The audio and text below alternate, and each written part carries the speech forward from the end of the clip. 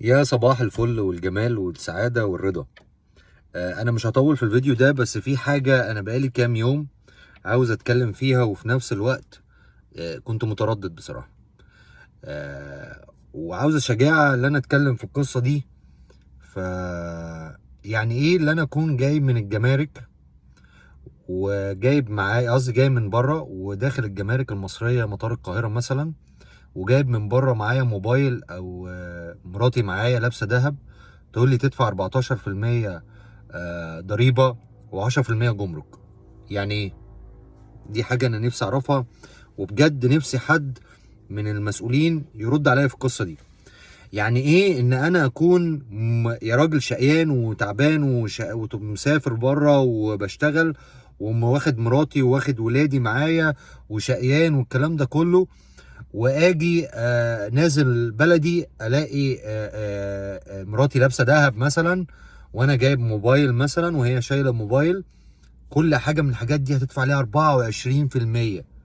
24%. انتوا متخيلين الرقم؟ ليه؟ ليه؟ مفيش دولة في العالم فيها الكلام ده.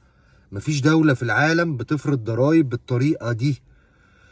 نفسي والله العظيم ثلاثة زي ما بقول لكم كده، نفسي حد يقول لي ليه. نفسي حد يقول لي ليه الرقم ده بيدفع، واشمعنى دلوقتي، وليه الرقم ده قبل كده ما كانش موجود. ما احنا عايشين بقالنا، يعني انا واحد من الناس عندي 40 سنة، بقالي 40 سنة في البلد، وسافرت ورحت وجيت ورحنا اوروبا، وجينا من اوروبا، ورحنا الخليج وجينا من الخليج. عمر ما كان في حاجة زي دي. عمر ما كان في حاجة زي دي. عمر ما فيش حاجة ان انت اسمها انا جاي داخل بموبايل النهاردة وداخل بيه، تقول لي الموبايل ده فوق ال10,000 جنيه. فوق ال10,000 جنيه تدفع 24%، 10 جمارك و14% ضريبة. جايب دهب فوق، جايب دهب فوق ال 30، يعني انت جايب دهب 30,000 جنيه، فهو يقول لك لو فوق ال10,000 جنيه تدفع الرقم ال 24%. ليه؟ ليه؟ ليه؟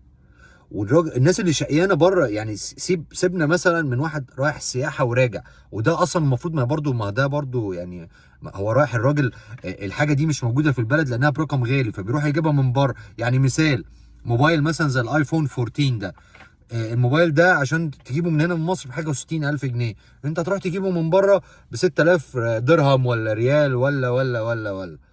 وانا جبته خلاص، ما هتعمل احسب بقى فرق العمله، تيجي وانا جاي داخل بيه تدفعني 24%. ليه يا باشا مصر؟ ليه يا باشا مصر؟ ليه يا باشا مصر؟ نفسي حد يجاوبني يقول لي ليه 24%. رقم كبير جدا جدا جدا. يومكم جميل، ويا رب الفيديو يوصل لحد من المسؤولين ويرد عليا رد منطقي وواضح. لماذا مصلحة الجمارك بتقلبنا؟ السلام عليكم.